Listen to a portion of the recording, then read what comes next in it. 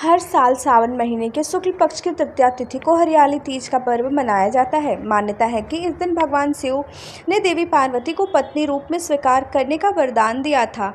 सबसे पहले हरियाली तीज व्रत गिरिराज हिमालय की पुत्री देवी पार्वती ने किया था, जिसके फल स्वरूप भगवान शंकर उन्हें पति रूप में प्राप्त हुए। कुंवारी कन्याएं भी मनवांछित वर की प्राप्ति के लिए इस दिन व्रत रखकर माता पार्वती की पूजा करती हैं और सुहागिन महिलाओं को इस दिन व्रत रखने पर अखंड सौभाग्यवती रहने का आशीर्वाद मिलता है। माता पार्वती के कहने पर भगवान शिव ने आशीर्वाद दिया कि जो भी कुंवारी कन्या इस व्रत को रखेगी उसके विवाह में आने वाली सभी बाधाएं भगवान शिव की कृपा से दूर हो जाएंगी।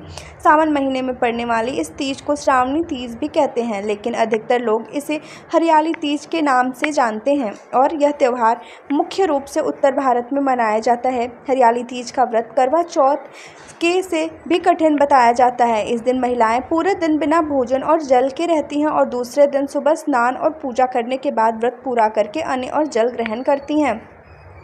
इस पर्व पर स्त्रियों के मायके से श्रृंगार का सामान और मिठाइयाँ उनके ससुराल भेजी जाती हैं। हरियाली तीज के दिन महिलाएं सुबह घर के काम और स्नान करने के बाद 16 श्रृंगार करके निर्जला व्रत रखती हैं। इसके बाद तिथि विधि विधान से भगवान शिव और माता पार्वती की पूजा करती हैं। पूजा करने के बाद अंत में कथा सुनती हैं। कथा की समाप्ति पर महिलाएं माँ गौरी से अपने पति की लंबी उम्र की कामना करती हैं। घर घर में यह त्यौहार बहुत ही खुशी के साथ मनाया जाता है। इस दिन सुहागिन महिलाएं 16 श्रृंगार करने के बाद ही पूजा करनी चाहिए। अखंड सौभाग्य के लिए किए जाने वाले इस व्रत में महिलाएं मां पार्वती को सुहाग की सामग्री अर्पित करती हैं। इसमें 16 श्रृंगार की वस्तुएं माता पार्वती को अर्पित की जाती हैं, जिसमें चूड़ी, सिंदूर, कंगन, मेहंदी, साड़ी, चुनरी आदि शामिल होता है। इन सामग्री को अर्पित करने के साथ ही माता पार्वती से अखंड सौभाग्य का वरदान भी मांगती हैं।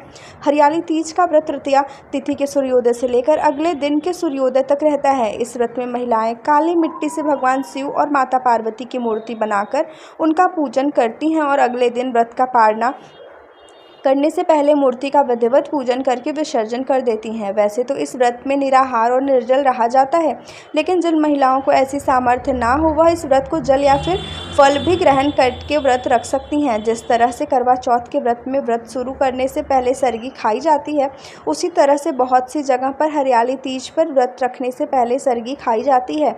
जिनके यहाँ पर भी ऐसी मान्यता हो, ऐसा रिवाज हो, उन्हें सरगी खाते समय लिक्विड चीज़ों जैसे पानी या फिर नींबू पानी, दूध या जूस आदि का सेवन भरपूर मात्रा में करना चाहिए। यदि कोई गर्भवती महिला हो जो लगातार इस व्रत को करती आ रही हो तो ऐसे में आप अपने डॉक्टर्स की सलाह लें कि इस व्रत को रखें। ध्यान रखें, निर्जला या निराहार आपको नहीं रहना है और यदि बहुत ज़्यादा आवश्यकता ना हो तो आपके साथ कोई भी समस्या हो तो आप इस व्रत को केवल सच्चे मन से सुबह और शाम पूजा करके ऐसी कंडीशन में आप व्रत ना रखें। आपको बताते हैं साल 2024 में हरियाली तीज कब है, इस दिन पूजा करने के शुभ मुहूर्त कौन से हैं और व्रत का पारना आप किस समय कर सकते हैं।